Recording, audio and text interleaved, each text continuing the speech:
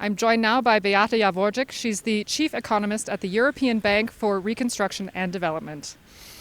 Beata, thanks for joining us. Now, the EBRD was formed after the fall of the Iron Curtain to help support transitions in former Soviet states.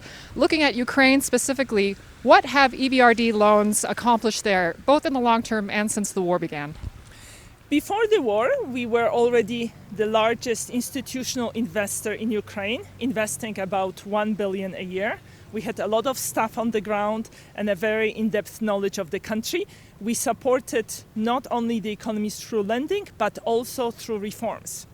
Since the war started, we have focused on helping the economy in here and now. Our focus right now is to help the country make it through the winter. We help keep the lights on, we help keep the heat on and the trains running. I think it's extremely important to make sure that Ukraine can function to the extent possible throughout the winter so that we avoid another wave of refugees. The country needs its human capital because hopefully at some point in the future, in not so distant future, it will be able to start the reconstruction process. Yeah, I wanted to ask how the EBRD's approach to Ukraine has changed since Russia's invasion. It sounds like it's been a lot of wartime response. Is that correct? Absolutely. Our president visited Kiev, met with President Zelensky, and President Zelensky mentioned surviving the winter is the top priority, and therefore we have lent this year already 1.7 billion euros. We are supporting purchases of gas for the winter. We are supporting urgent repairs of the electricity infrastructure, as well as trade finance. It's important to keep the flow of essential goods coming into the country. I mean, is EBRD already thinking about reconstruction in Ukraine, or is it too soon to think about that? I mean, just this weekend we saw continued attacks from Russia in Ukraine. Well, we hope to play a very important role in the post-war reconstruction.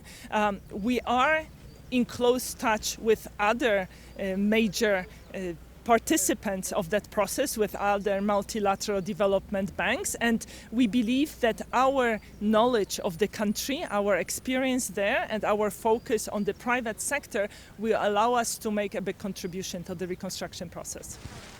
Now, the war has obviously disrupted supply chains out of Ukraine. Grain, for example, has made a lot of headlines in the last year. What is the EBRD's take on this situation? It's a very challenging situation.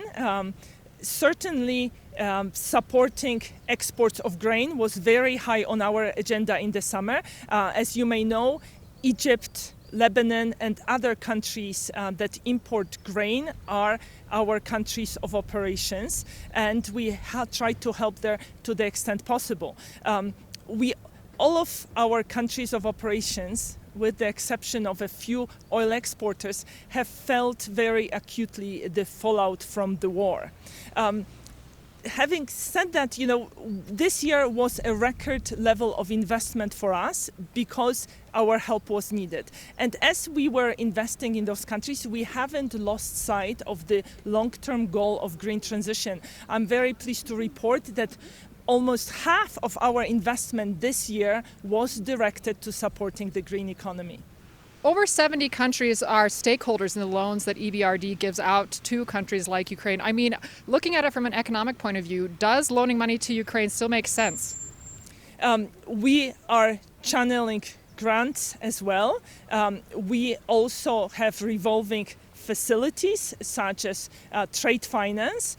So these are short-term facilities. But, we do need to support Ukraine to the extent we can, and we are an institution that primarily invests in private sector. That is much less possible right now, but nevertheless, we are able to support the state sector, the state-owned companies such as Ukrenergo or Naftogaz.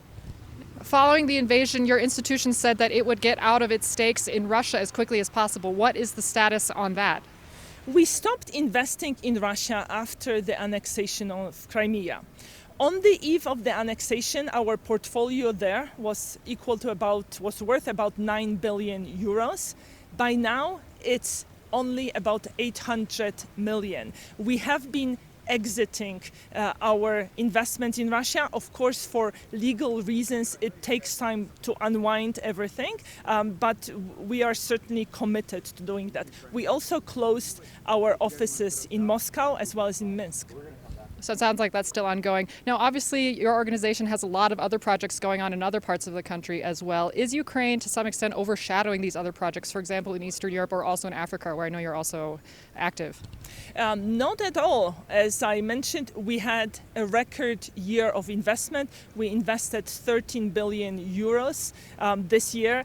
The needs for our support are great. And we had the capacity to do that, and we hope to play an even bigger role next year.